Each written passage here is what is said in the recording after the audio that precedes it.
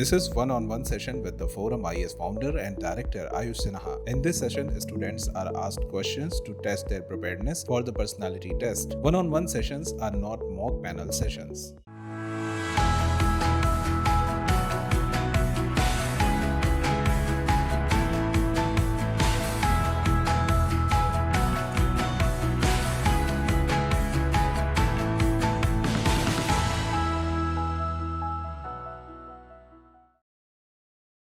May I come in, sir? Please, sir. Good afternoon, sir. Good afternoon. Have a seat. Thank you.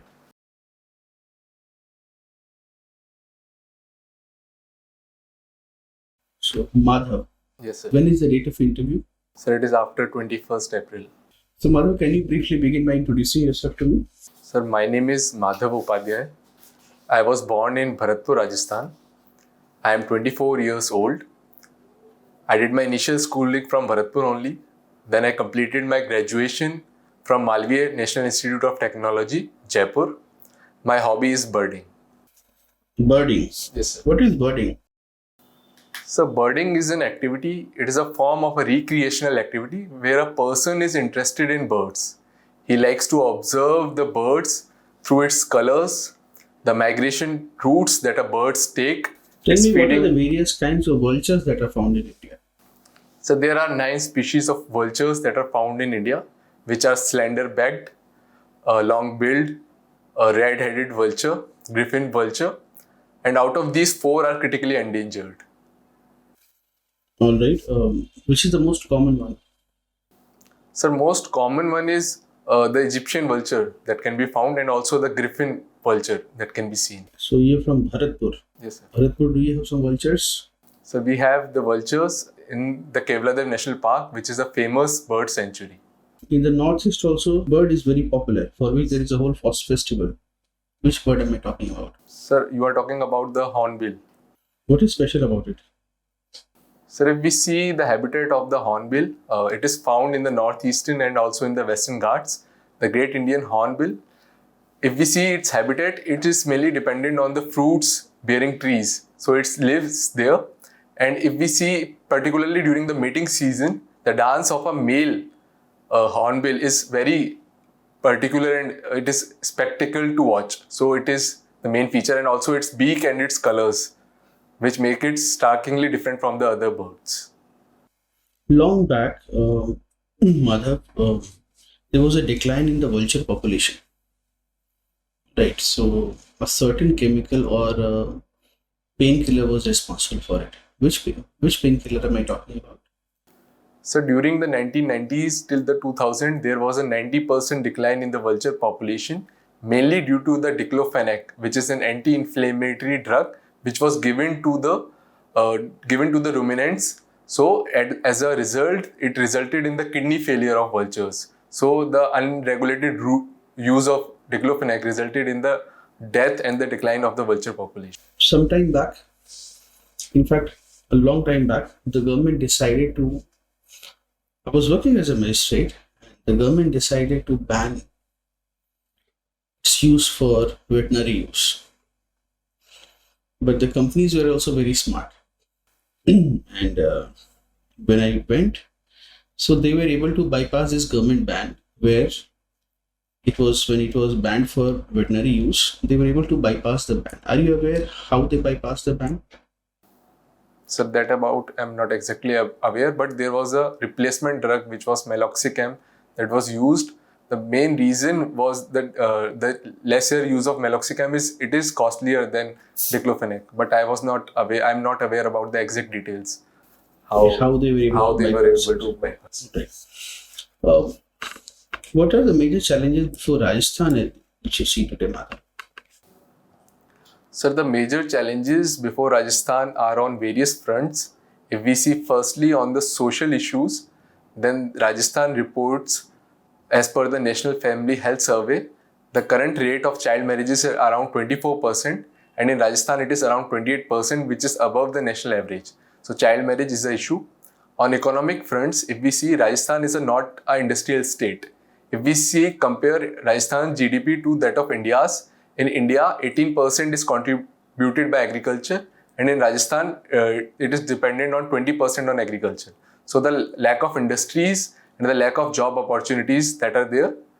So these are the two main issues, and apart from that, the environmental issue, as Rajasthan is mainly in the arid climate conditions, so drinking water is another issue that is of major concern there. Madhav, we made the Indira Gandhi Canal. What are today the long-term side effects of this canalization?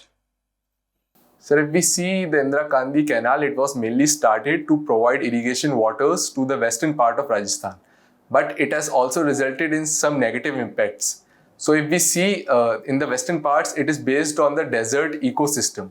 But due to the coming of water, there are various trees there, which has resulted in the decline of desert ecosystem, and it has changed the habitat there. So it is a side effect, or it is a negative effect of the Indira Gandhi Canal. And also there is capillary action due to the submerged water in the surrounding areas. So it reduced the fertility of land in some of the regions. You've done electrical engineering. Recently, the Supreme Court passed some judgment with respect to protection of a very prominent bird of Rajasthan. Yes, sir. Which bird am I talking about? So it is the state bird of Rajasthan, which is the great Indian bustard. What did Supreme Court ask them? Sir, if we see, there was a decline in the population of the great Indian bustard because it is a large bird and it has a weak eyesight. So there are electrical lines that are running through the Desert National Park, and it led to the electrocution of the birds. So the Honorable Supreme Court passed a judgment in which it referred the state government and the Central Energy Agency to underground the lines which are running through the core areas in the Desert National Park. Subsequent to this, the Central electricity regulator, they passed certain guidelines with respect to undergrounding of the cable. Are you aware of it? Yes, sir. What has happened? So there is some issues regarding the particularly implementation of the scheme and the directives that were issued. The Central Electricity Agency issued some guidelines which related to that in the 765 kV, which are the extreme high voltage lines which are running through the core area of the park, they should be underground. And in the buffer areas, the 220 kV and the other lines, they should have some reflectors, the bird reflectors, which should avoid, so that a bird is flying, they should be able to foresee any electric lines and avoid it. So these are the two directives that were issued by the central agencies. What is the reason that we have gone for AC power and not DC power?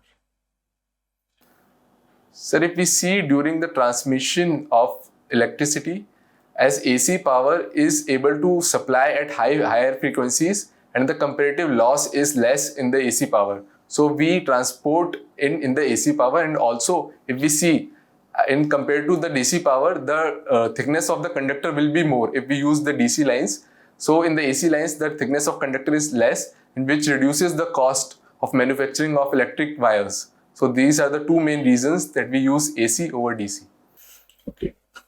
There are two statements. One is that we have achieved 100% electrification in the country. Second is that not every home has an electricity connection. How is this possible? Sir, both statements are correct. As per the government's Saubhagya scheme, Sahaj Bijli Har Ghar Yojana, we have achieved the target of 100% electrification, but only to the willing homes. By willing homes, I mean that the homes which applied for the electricity connection were connected to the electric grid. But there are some houses which are not able to apply for the electricity connections. So there is not 100% electricity in those houses. What is your motivation for joining the civil services? So during my second year of engineering, I was associated with the Rural Development Program, which is known as the Unnat Bharat Abhiyan. So from there, I tried to analyze the situations that the rural people face, and I believed that while being a part of district administration, I will be able to have a much larger impact on the society, which no other job opportunity provides for me. And apart from it, it is a better career option, and the diversity associated with the job is more. So I prefer and choose civil services as a career option. Madhav, there are a lot of engineers who are coming and going for civil services these days. What are the reason behind this sudden influx of engineers to civil service. One is, of course, serving the nation, but don't give me that. You tell me what is the structural reason, given the nature of our economy, that why so many engineers are coming for civil service.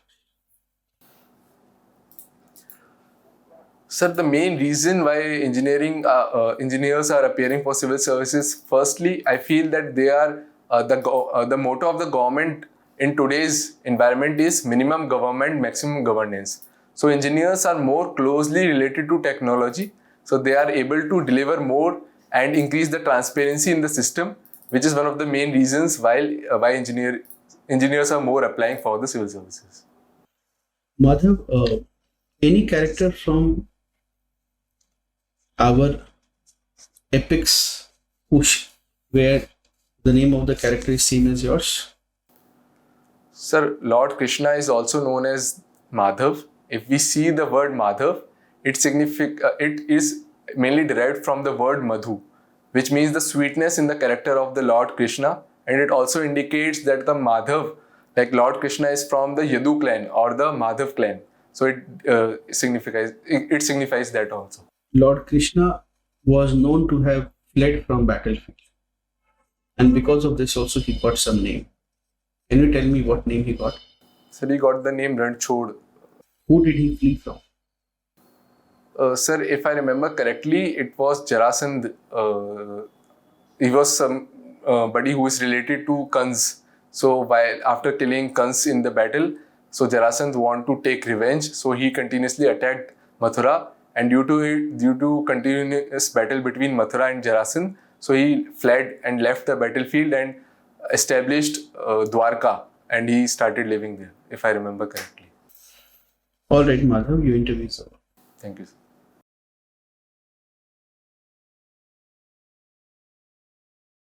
In my opinion, you have a good preparation. So I think, is it a deliberate effort at preparing, or is it just have you written down questions and answers and prepared? How have you done it? Sir, I've also given an interview last time, so DEF part is mostly prepared, what I feel, and some more brushing up on the current affairs issue and DEF related questions need to be done.